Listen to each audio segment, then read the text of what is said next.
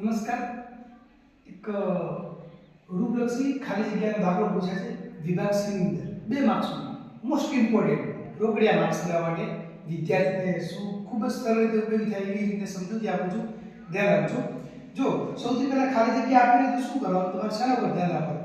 તમારે પહેલા ધ્યાન રાખવાનું જે જગ્યાએ ખાલી જગ્યા છે તે જગ્યા ઉપર. હવે ખાલી જગ્યા જે આપેલી છે બરાબર, તો એની સામે શું રૂપ આપેલું છે? જો ટી સતી કે આપેલું, તો ટી સતી કે આપેલું છે, તમારે ઉપર જવાનું કઈ જગ્યા ઉપર આપેલું છે? તો જો ટી સતી કે મળી. હવે અહીંયા તમારે કારક જો કયો કારક આપેલું છે?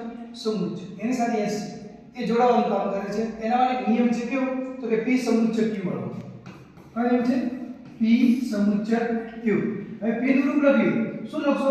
તો કે ટી સતી કે કૌંસ પૂરો સમુચ્ચ q નું રૂપ લખી દો. શું લખશો? તો કે s. માટે ફરી વિધાનમાં શું આવે? p. કારણ કે આપણે ફરી વિધાનમાં શેની જરૂર છે? તો કે ટી સતી કે. તો હવે p નું રૂપ લખી દો. p નું રૂપ શું આવશે? તો કે ટી સતી કે. આ તમને મળે આન્સર. આ લખી દો. અહીં આન્સર તમને મળી ગયો. તો હા, તો નિયમ કયા રીતે લાગ્યો છે? આવું પદ કઈ જગ્યા ઉપર આપેલું છે? આવું તો જો 1 નંબર ઉપર આપેલું છે. એ લખવાનું 1 નંબર. હવે આ જે નિયમ લગાવ્યો p સમુચ્ચ q p, કયો નિયમ છે આવા? તો તમારો નિયમ છે યાદ રાખવાનો. તો કયો નિયમ છે? તો કે સિમ્પલ નિયમ છે. અહીંયા તમારું નામ લખી દેવાનું સી. બરાબર. હવે એના પછી શું આપેલું છે? તો કે a સતી b. હવે a સતી જે b આપેલું છે એ તમારું ધ્યાન રાખવાનું કે a સતી b માં જ્યારે આવ થાય. હા, હવે a સતી b આપેલું છે. a સતી b કઈ જગ્યા પર આપેલું છે? તો જો a સતી છે એ આપેલું છે 2 નંબર. હવે એની સામે કારક જો સતી છે એની આગળ જો નિશ્ચિત p. તો નિશ્ચિત p અહીંયા પણ આપેલું છે, અહીંયા પણ છે. બરાબર. અને જે વધુ ઘટ્યું છે a સતી b એટલે નિશ્ચિત સાબિત મળી ગયું. તો કે મળી ગયું. પણ જો નિયમ કેમ લાગશે પ્રશ્ન હતો? એ નિયમ લાગશે 2 અને 4. એ નિયમ લાગશે mp. તો જો mp નો નિયમ હતો કે p સતી q p માટે q. હવે તમે એનું રૂપ લખી જાવ એટલે તમને સમજણ પડશે કે આ સાચું છે કે ખોટું. તો જો p નું રૂપ લખી દો. શું આપેલું છે p નું રૂપ? તો કે નિશ્ચિત p આપેલું છે. સતી તો જો સતી મળી ગયું. q નું રૂપ લખી દો. શું છે? તો a સતી p. તો કૌંસની અંદર લખી દેવાનું a સતી p. એ કૌંસ પૂરો. હવે p નું રૂપ લખી દો સીધું. જો શું લખી દો? p નું રૂપ. p નું રૂપ શું આવે છે? નિશ્ચિત p આવ્યું. હવે q નું રૂપ લખી દો. q નું રૂપ શું છે? તો કે a સતી p. જો a સતી p મળે છે તો જો a સતી p આવી ગયું. હવે નિયમ કયા ઉપર લાગ્યો છે? તો જો આનું જે પદ છે કઈ જગ્યા ઉપર આપેલું છે? તે 2 નંબર ઉપર છે, તો એ 2 લખવાનું. બરાબર. હવે અહીં જો નિશ્ચિત p કયા નંબર ઉપર આપેલો છે? તો કે 4 નંબર, તો એ લખવાના 4. હવે આ જે નિયમ લગાવ્યા, નિયમ કયો છે? તો કે mp. તો નામ લખવાનું mp. એકદમ સરળ. બરાબર. હવે એના પછીની પ્રોસેસ.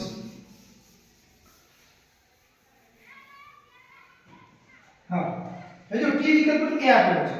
હવે ટી વિકલ્પ પર ક્યાં આપેલું છે? જો ઉપર 3 નંબર ઉપર.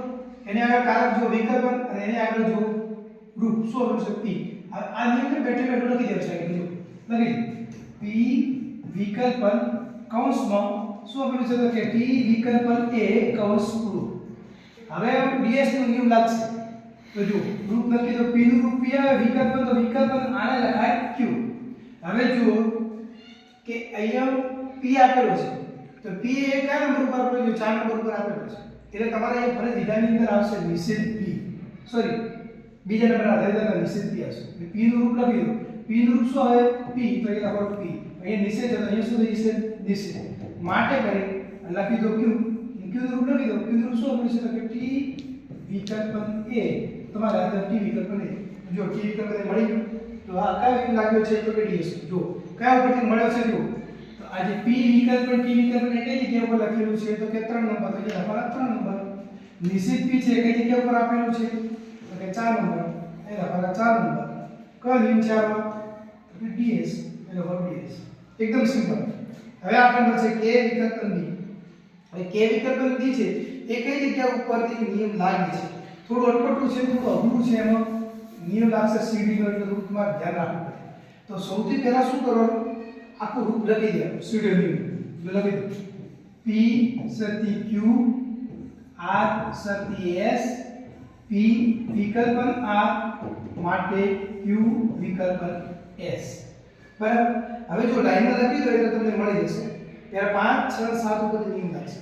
તો પહેલા લખેલું છે 5 નંબર ઉપર લખેલું છે ટી શરતી શું મળે છે કે તો કે લખો આ રૂપ લખી દો શું લખશો a શરતી b હવે તમે કહો કે કેમ લખ્યું મેં ડાયરેક્ટ લખતો એ શરતી આપેલું છે તો એને શરતીનું રૂપ લખો પછી a શરતી b આપેલું છે તો a શરતી b નું રૂપ લખો હવે પદ તમારે સ્થાનાપન્ન નિર્દેશ નક્કી કરવાનો છે હવે જો p નું તમે સાચા છો તો ખોટા નક્કી કરો અહીં p આપેલું છે તો p નું લખી દો શું મળે છે તમને t વિકલ્પ તો વિકલ્પ અહીંયા આ આપેલું છે r નું શું મળે છે a તો અહીંયા લખો a હવે જો t વિકલ્પ ને a આપેલું છે તો કે આ જો t વિકલ્પ ને આપેલું છે મળી ગયું તો તમે સાચા આવે હવે જો q નું રૂપ લખી દો q નું રૂપ શું આપેલું છે k અહીંયા લખી દો k વિકલ્પ તો વિકલ્પ s છે s નું રૂપ શું આપેલું છે b એ લખી દો b મળી ગયું t વિકલ્પ b સોરી k વિકલ્પ b તો ગયા જો k વિકલ્પ b કયા બધી રીત લાગે છે જો તો t શરતી k છે કયા નંબર ઉપર આપેલું છે તમારે 5 નંબર